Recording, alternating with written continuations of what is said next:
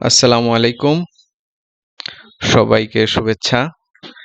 আজকের এই ভিডিওতে আমি দেখানোর চেষ্টা করব বাংলাদেশ সুপ্রিম কোর্টের ওয়েবসাইটে কিভাবে বেঞ্চ অফিসাররা তাদের জাজমেন্টগুলো আপলোড করবেন এবং সার্ভারে জাজমেন্টগুলো প্রিজার্ভ করবেন যেন ভবিষ্যতে এটাকে ব্যবহার করা যায় এবং মানুষজন যেন সহজে তার জাজমেন্ট খুঁজে পায়। তো যে কোনো জাজমেন্ট যখন বেঞ্চ অফিসার ওনারা তৈরি করেন, ওনারা আসলে এমএস ওয়ার্ডে কাজ করেন। তো এমএস ওয়ার্ডে যে ফাইলগুলোতে তৈরি হয় সেটাকে আমরা বলি ডক ফাইল। কারণ এই ফাইলের শেষে এক্সটেনশনটা হয় DOCX। আগে ছিল DOC, এজন্য ডক ফাইল, পরবর্তীতে নতুন ভার্সনে এটা ডক্স হয়ে গেছে। তো আমরা এটাকে ডক ফাইল বলি, দ্যাট ইজ ডকুমেন্ট ফাইল। এখন ডকুমেন্ট ফাইল বা ডক ফাইলটাকে আমরা সরাসরি যদি সার্ভারে দিয়ে দেই এটা কোনো সমস্যা নাই, কিন্তু যেহেতু এটা ওয়েবসাইটে দেখাবো, এটা মানুষজন ডাউনলোড করবে, এই জন্য আমরা প্রেফার করি যে এটাকে পিডিএফ করে আপলোড করার জন্য। তো প্রথমে আমি দেখাবো ফাইলটাকে কিভাবে পিডিএফ করতে হয়। তো পিডিএফ দুইভাবে করা যায়। প্রথমত এমএস ওয়ার্ড থেকে খুলে ডাইরেক্ট আপনারা এটাকে পিডিএফ করতে পারেন। আমি প্রথমে ধরে নিচ্ছি আমি আমার একটা ফাইল দেখাচ্ছি। এটা আমার একটা judgement file, criminal miss number. এখানে একটা যেহেতু ফাইল ডক ফাইল, এটাকে আমরা ওপেন করে এমএস ওয়ার্ড থেকে প্রিন্টের মাধ্যমে পিডিএফ করতে পারি। এটা কিভাবে করতে হয় সেটা আমি প্রথম দেখাচ্ছি। প্রথমে ফাইলটা ওপেন করলাম, ফাইলটা ওপেন হয়ে গেল। এই ফাইলটা দেখেন, ফাইলের মামলার নাম্বারটা দেওয়া আছে ক্রিমিনাল মিস কেস 42,393 2022 সাল। এখন আমরা যখন এটা প্রিন্ট অপশনে যাব, এই মেনু থেকে চলে গেলাম প্রিন্ট অপশনে। প্রিন্ট, এখানে দেখবেন আপনার প্রিন্টার সেটিংস যেটা করা থাকে সেটা তো আসছেই, আরো কিছু অপশন থাকতে পারে, যেমন প্রিন্ট টু পিডিএফ। এটা নতুন ভার্সনের উইন্ডোজে নর্মালি থাকার কথা, প্রিন্ট টু পিডিএফ। আমি এটাকে সিলেক্ট করলাম, করে যখন আমি ওকে বাটনে ক্লিক করব, এবার এটা কিন্তু প্রিন্ট না হয়ে সে একটা ফাইল চাইলো। দ্যাট ইজ, যেহেতু আমি বলেছি প্রিন্ট টু পিডিএফ, অর্থাৎ এটা একটা পিডিএফ ফাইল তৈরি করবে। আমি এটাকে ডি ড্রাইভে সেভ করি। আমার ওই ফাইলটা যেহেতু ডি ড্রাইভে আছে, এটাকে আমি ডি ড্রাইভে সেভ করব। সেভটা আমি কিভাবে, কি নাম দেব, এই নামটা একটু ইম্পর্টেন্ট। যেহেতু এটা একটা মামলার ফাইল, সুতরাং আমি এটা পিডিএফটাকে সেই মামলার নাম্বারের সাথে মিলিয়ে যদি নামটা দিই, তাহলে আমার ভবিষ্যতে আমার এটা খুঁজে বের করতে সুবিধা, বা যারা এটাকে ডাউনলোড করবেন তাদের জন্য সুবিধা, সহজে বোঝা যাবে। তাহলে আমি এটাকে নামটা দিচ্ছি ক্রিমিনাল মিস ফাইল, যেহেতু CRM মিলানোর জন্য MISC_, মামলার নাম্বার হচ্ছে 42393_2022। একটা জিনিস খেয়াল করেন, আমরা যখন এই নামটা দিব, আমরা কিন্তু একটা স্ট্যান্ডার্ড মেনটেন করতে পারি। দ্যাট ইজ, প্রথম অংশে আমি মামলার কেস টাইপটা আমি বোঝাতে চাচ্ছি, CRM ক্রিমিনাল, MISC মানে হচ্ছে ক্রিমিনাল মিস। এরপর দিলাম কি মামলার নাম্বার, এরপর দিলাম মামলার বছর। একটা জিনিস আমরা খেয়াল করি, এখানে কিন্তু কোনো স্পেস ইউজ করা যাবে না। 2 নাম্বার, দেখেন আমি কোনো স্পেস ইউজ করি নাই, বোঝার সুবিধার্থে আমরা আন্ডারস্কোর দিয়েছি। 2 নাম্বার কথা হচ্ছে স্পেশাল সাইন যেগুলো আছে, plus minus, dollar sign, that is ampersand, শতকরা, এই জাতীয় স্পেশাল কোনো চিহ্ন আমরা ইউজ করব না, ব্র্যাকেট ইউজ করব না। কারণ এই জাতীয় কোনো ফাইলে যদি ব্র্যাকেট ইউজ করা হয়, এটা পরবর্তীতে আপলোড করতে গেলে বা ডাউনলোড করতে গেলে ঠিক মতো আসে না, সমস্যা হয়। তাহলে আমরা মনে রাখবো যে কোনো স্পেস ইউজ করব না, কোনো স্পেশাল চিহ্ন ইউজ করব না। আমরা সংখ্যা ইউজ করতে পারি, A থেকে Z পর্যন্ত ছোট হাতের অক্ষর, বড় হাতের অক্ষর আমরা ইউজ করতে পারি। এখানে .pdf দিলেও হবে, না দিলেও হবে। না দিলেও, যেহেতু আমি পিডিএফ হিসেবে এটাকে সেভ করছি, সুতরাং এটা অটোমেটিক পিডিএফ নিয়ে নেবে। আমরা দেখি আমাদের ডি ড্রাইভে কিন্তু এরকম কোনো ফাইল নেই, শুধু আমার ডক ফাইলটা আছে। আমি যখন এখন সেভ দিব, এটা একটু সময় নেবে, এটা কিন্তু পিডিএফ একটা ফাইল তৈরি হয়ে গেছে। যেহেতু আমি ডি ড্রাইভ সিলেক্ট করেছিলাম, দেখেন এই ডি ড্রাইভ এখানে আমি ঠিক যেভাবে নাম দিয়েছি সেইভাবে একটা পিডিএফ ফাইল হয়ে গেছে। এখন আমার কাজ হচ্ছে এটাকে আপলোড করা। আমরা কি দেখলাম এতক্ষণ? কিভাবে ফাইলটাকে পিডিএফ করতে হয় এবং পিডিএফ করার সময় যে নামটা দিব সেটাকে কিভাবে ফাইলের নামে কি কি শর্ত থাকবে, স্পেস ইউজ করা যাবে না, স্পেশাল চিহ্ন ইউজ করা যাবে না। এবার একটু কথা এখানে বলতে হয় যে এখানে আমরা দেখিয়েছি কিভাবে এমএস ওয়ার্ড থেকে সরাসরি পিডিএফ এ কনভার্ট করতে হয়। অনেকের ধরে নিচ্ছি এটা থাকার কথা, কিন্তু অনেকের ধরে নিচ্ছি এইখানে অপশনটা নাই, প্রিন্ট টু পিডিএফ অপশনটা নাই। তাহলে কি করবেন উনি? তাহলে আরেকটা অপশন আছে, সেটা হচ্ছে পিডিএফ 24। এই যে আমার এখানে দেখা যাচ্ছে এরকম একটা অপশন আপনি নর্মালি পাবেন না। আপনাকে একটা সফটওয়্যার ইনস্টল করতে হবে। সেই সফটওয়্যার নামটা হচ্ছে পিডিএফ 24। ইন্টারনেট থেকে আপনারা ডাউনলোড করে এটাকে ইনস্টল করে নেবেন। আমি সেটা একটু সংক্ষেপে দেখিয়ে দিচ্ছি। মনে করেন আমি গুগলে গেলাম, এখানে যদি আমি সার্চ দিয়ে লিখি একটা ব্রাউজারে পিডিএফ 24 ডাউনলোড দিলাম, দেখেন চলে আসবে কিন্তু এই যে PDF 24 creator download 100% free software. এটাকে আপনারা ডাউনলোড করে কম্পিউটারে ইনস্টল করে নেবেন। এটা ইনস্টল করলেই আপনি ওই যে এমএস ওয়ার্ডের এই জায়গায় পিডিএফ এর অপশনটা পেয়ে যাবেন প্রিন্টে। আরেকটা জিনিস বলে দিচ্ছি, যদি আপনার পিডিএফ 24 ইনস্টল করা থাকে তাহলে কিন্তু আপনার আরেকটা কাজ আপনি সহজেই করতে পারবেন, সেটা হচ্ছে এই পিডিএফ 24 সফটওয়্যারটা কিন্তু রান করেও আপনি এমএস ওয়ার্ডের ফাইল পিডিএফ কনভার্ট করতে পারবেন। ইভেন রান না করেও আমি যদি এইখানে এমএস ওয়ার্ডের ফাইলটাকে যেখানে ছিল আমার, এখানেও রাইট ক্লিক করে ওপেন উইথ পিডিএফ 24 দিয়ে ওপেন করি, তাহলেও করা যাবে। আচ্ছা, আমি ওইটাও দেখাচ্ছি। পিডিএফ 24 রান করলাম, পিডিএফ 24 ফাইলটাকে রান করলাম, করার পর আমি দেখব এটা অর্গানাইজ পিডিএফ 24 এর যে কোনো এখানে করা যায়। এই যে ডি ড্রাইভে চলে গেলাম, দেখেন এখানে কিন্তু এই যে এমএস ওয়ার্ডের ফাইলটা দেখা যাচ্ছে। এটাকে যখন আমি ডাবল ক্লিক করব, ডাবল ক্লিক করলে এখানে লোড হবে ফাইলটা।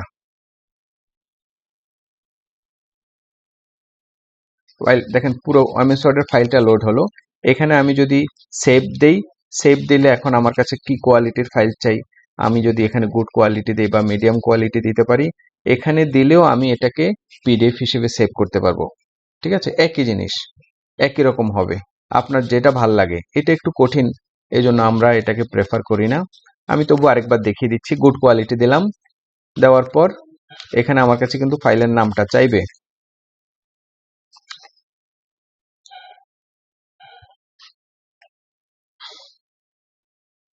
একটু সময় নিচ্ছে।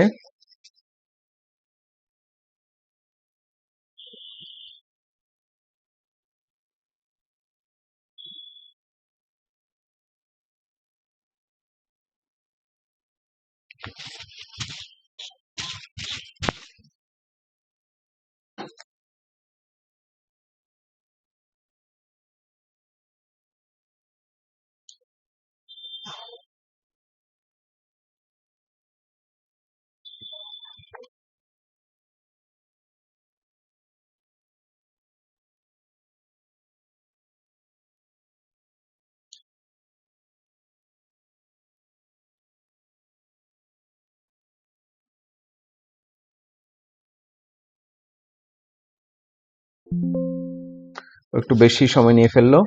এই যে হয়তো প্রথমবার বলে বা অনেকদিন সফটওয়্যারটা ব্যবহার করা হলো বলে সমস্যা নাই। এই যে এখন আমি এখানে যা নাম দিব, আমার আগের সিস্টেম যেভাবে আমি একটু আগে বলেছি ওই শর্তগুলো মেনটেন করে, স্পেস না দিয়ে, স্পেশাল সাইন না দিয়ে আপনারা যেভাবে ফাইলের নামটা দিবেন এবং যেখানে ফাইল সেভ করতে চান সেখানে ফাইলটা সেভ করবেন।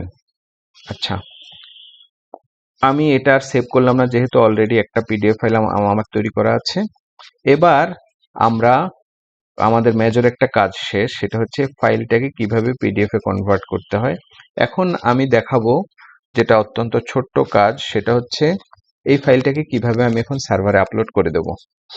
তাহলে প্রথম ফাইল সার্ভারে আপলোড করতে গেলে আপনার তিনটা জিনিস লাগবে। প্রথমত আপনার ফাইলের যে সফটওয়্যারটা আমরা ব্যবহার করব সেই সফটওয়্যারের অ্যাড্রেস আমি লিখে দিচ্ছি, supremecode.gov.bd/cms, এরকম একটা অ্যাড্রেসে আপনাকে যেতে হবে।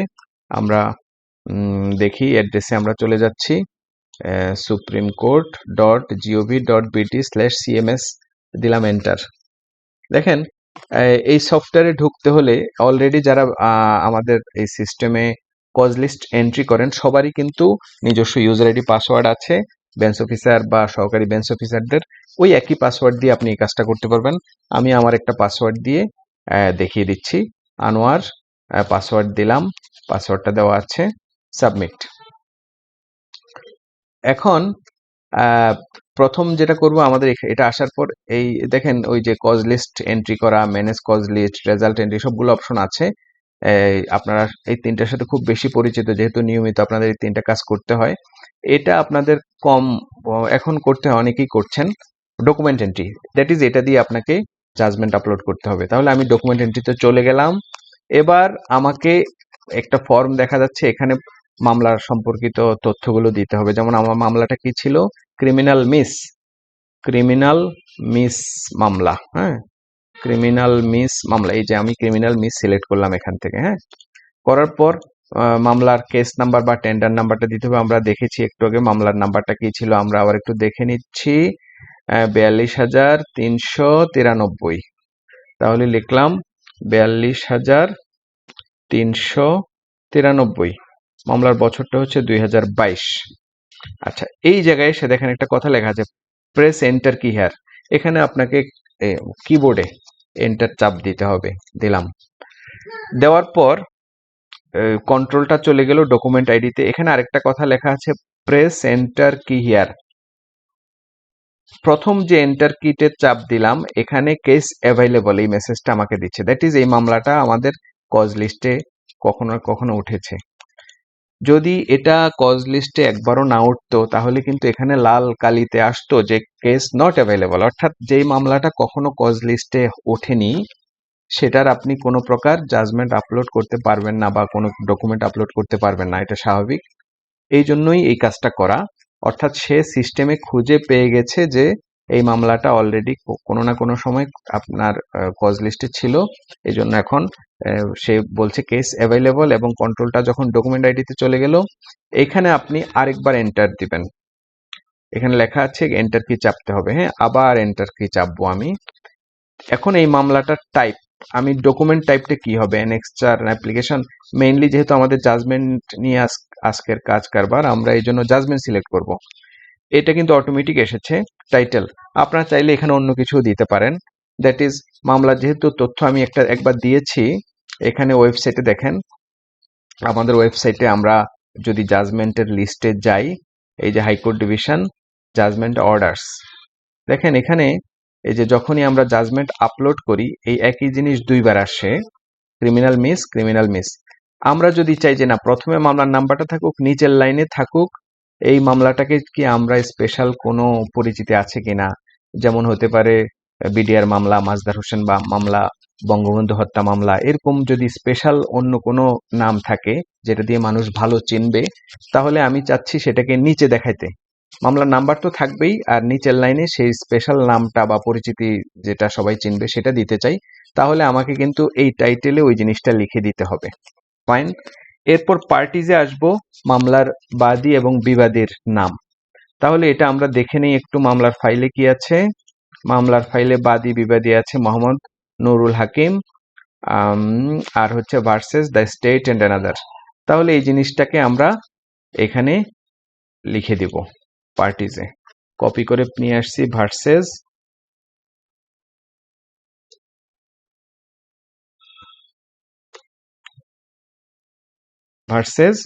দ্য স্টেট এন্ড অ্যানাদার লিখে দিলাম।